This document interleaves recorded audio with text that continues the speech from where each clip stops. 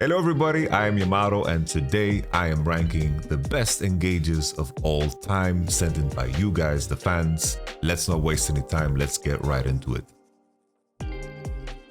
Oh, I already know this one. G2 always the team that suffers, whether it's the Shy or it's Smeb or anybody else.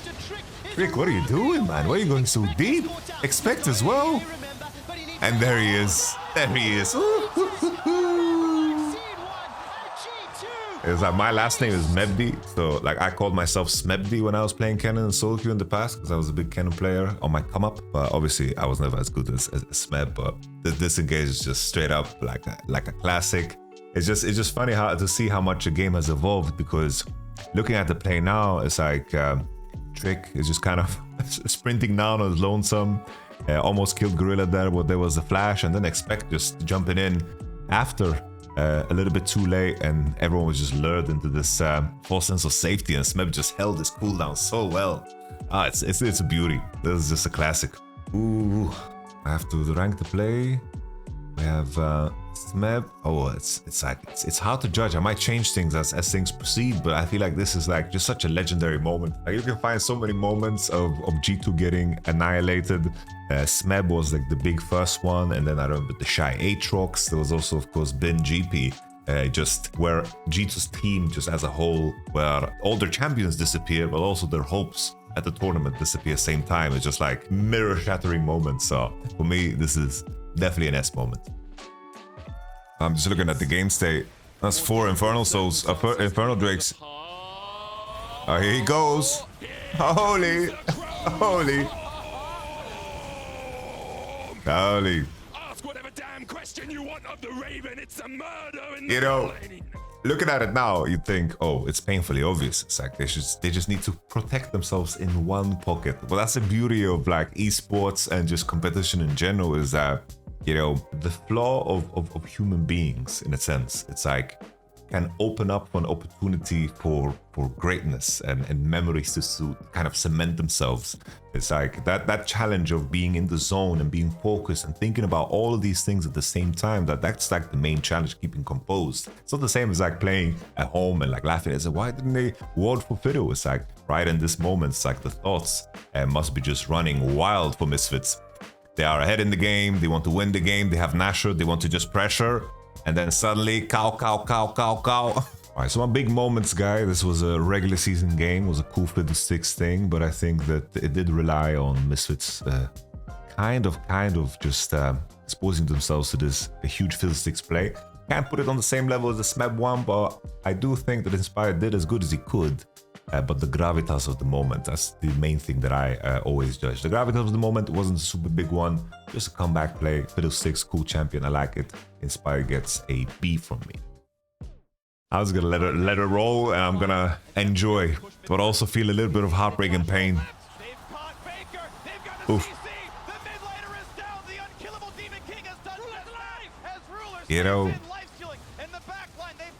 the winners always tell the tale of what happened. But Fake was so damn good this year. It was unbelievable. Damn. You know, it's like this one feels a little bit different now as well, because it's like the JDG versus T1 series. It's like he paid, you know, he got his revenge, you know. The Azir play on Ruler on the mid wave, which was absolutely brilliant, where he just like predicted the flash and swooped him, and Faker just did Faker things. So it's so poetic in a way that and we were so lucky as well that it's like we've had these legends of the game be so damn good for so damn long. But this one just in terms of what it means, it's like the setup. It's like Faker on Karma after literally like 1v9 the game, and then finding him. It's like Faker really needed to play in a way that was just demanding so much out of him. So he's pursuing things that weren't there, and Ruler just found the punishment. It's a classic. It's once again, you know, it's like the engagement itself, right, is very simple and streamlined, but like looking at what it meant in the moment, it's like, you know, you can do a couple of engages where you hit multiple people and you may do a wombo combo, but in the end, it's like getting Faker with the flash ult in the form that he was in 2017 was simply, I think it's just too legendary. It's up there. I need to put it Right next to Smeb. I rate the Smeb one a little bit higher because, you know, it's just a little bit too explosive, a little bit more explosive, but the gravitas of the ruler situation is just too hard not to enjoy. So that one was just a gigabang in my mind. This one had to be in there. This one is so crazy because it's like you look at it and JDG, you know, it's such a good spot. It's like Oner is just trapped between a rock and a hard place and boom! Damn! I've watched it maybe 50 times. The 51st time, I'm still impressed. Holy. I just want everybody to understand, like really, like in the frame, this is so losing. It's so losing. It's like Knight needs to just place his rocks down, and Oner, like his position is very hard. They need to break through here. Zeus's flank is already marked here by the Renekton. GG is doing like a good job of positioning, but Oner finds like the only pocket to do anything. I think that any player in the world would feel so safe in terms of just the CC that is flying towards Oner's direction, but somehow he just finds the snap. And as an additional detail, it's like the moment Oner snaps, everybody snapped. Because it's like Faker just kind of, it's as if they are playing the same characters. It's like Faker's flying in, same moment, and everyone's just on the same page. Renato ult as well. I think that's just, that kind of cements the beauty of T1. It's like clutchness, togetherness, and just insane mechanics. So this one, holy moly, this is a crazy engage. I think we might have finally found our Triple S. Triple S, is this the Triple S one? It might just be the Triple S one. It has to be the Triple S one. It's just JDG versus T1, the big matchup that everybody waited for, the entire World Championship. Oner, just, damn, what a moment. Rell also as a champion, kind of known for those big engages, and this game, this series could have just gone different if he just dies on the spot there, like I think every other player that played jungle Rell at that tournament would. So this is a Triple S in my book.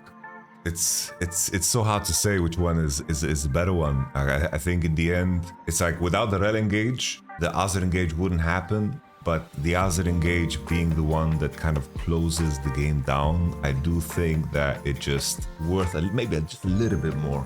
It's just a little bit more. It's just what's so crazy about both of those situations is that there was only like it's like a split-second decision that both of them needed to make and to take, and everybody needed to follow blindly, otherwise it just didn't work. So in terms of what they are, it's like very similar to what Faker did with Silas, when there was like that one moment where enemy Ziggs, enemy Smolder didn't have a flash, and Faker just took the big plant, the Chemtech plant, and just flew into mid lane. And if he didn't take that moment of time, maybe we would have had just different world champions. And I think that's what's so crazy about the T1 Worlds runs, is that, oh, if they messed this one up, they wouldn't have won. And in the end, that's just what clutches is, right? Because this, oof, I was gonna play ShowMaker low HP, draft completely losing for DK, Peanut getting low-key caught, they're fighting back, and then just Canyon. It's like you don't even notice him. I remember watching this live, I just don't notice him because I'm paying attention to this side of the screen. Like the whole world is paying attention to that side of the screen. And Canyon just finds a 4-man. A 4-man on Kayn. Just incredible. And once again, it's always that same thing. It's like you have the main actor, right, that just sets up the play, and then you have the reaction from the teammates. You know, it's like everything just kind of bounces off of each other, and we get to see Canyon and ShowMaker, the cooperation at full display, which makes me feel so nostalgic. You know, and I'm happy for ShowMaker. He's doing super good now, and Canyon is of course in the super team, but the down one era was definitely a very special era. It's like it's tough because I do think it's like the execution of this is up there in terms of knowing which players he fought against, knowing like the condition of the game.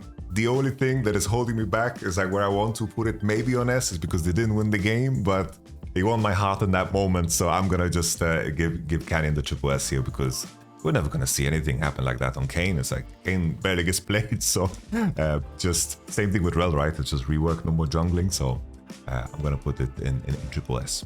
I'm trying to think back, because usually when it came to like great teams in history, it's like the main one that comes to mind, right? It's just Faker and Bengi. It's hard to put anyone above that because of just the dynasty that they built together, but a solid second place would make sense to me, because a lot of the other teams that did these World Championship runs and dominated, I do think there were other elements that made them stand out.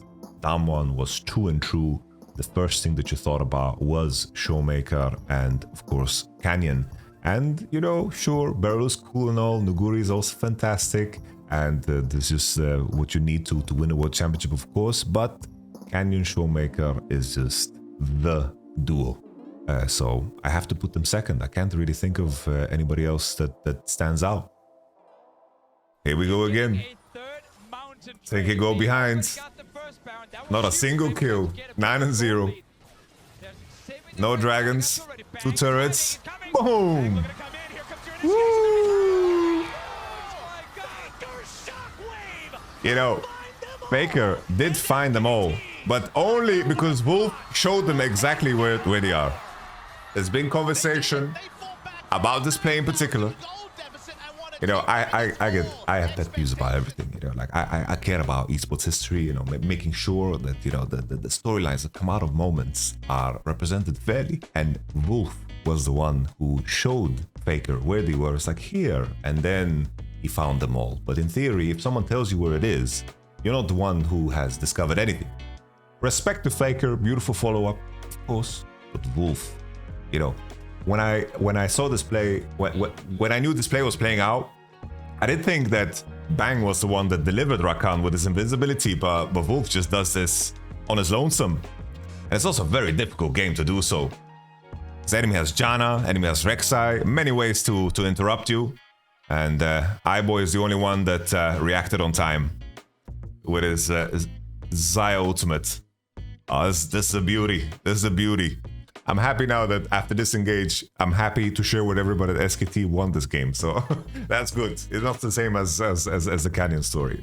To rank the play, oof. I do think like it just belongs in the Triple S. You know, I think if anybody thinks of wombo combos, big engages, like this is the one thing that keeps people dreaming when they're behind in the games. I'm pretty sure that this play in itself reduced the percentage of surrender votes in solo queue for 3 years by like 50%. I think this single-handedly did that. So in terms of impact, this one is definitely like in the Triple S zone for sure. You know, a personal favorite that really stands out is just the Shy, what he does to G2 2018 World Championship on his Aatrox. It was... The crazy thing is, like, looking back at the voice comms, so because the voice comms released, basically, like, no one had any clue what he was doing. And basically, everyone was calling to retreat, back off, and the Shy didn't say anything. He just didn't say anything. And basically, he turned the whole fight on his own. And in the voice comms, you can basically, I believe you hear, like, Ning make a sound. It's like, oh, it's like, oh, it's like, oh, if my top lane is 1v9, we have to turn around.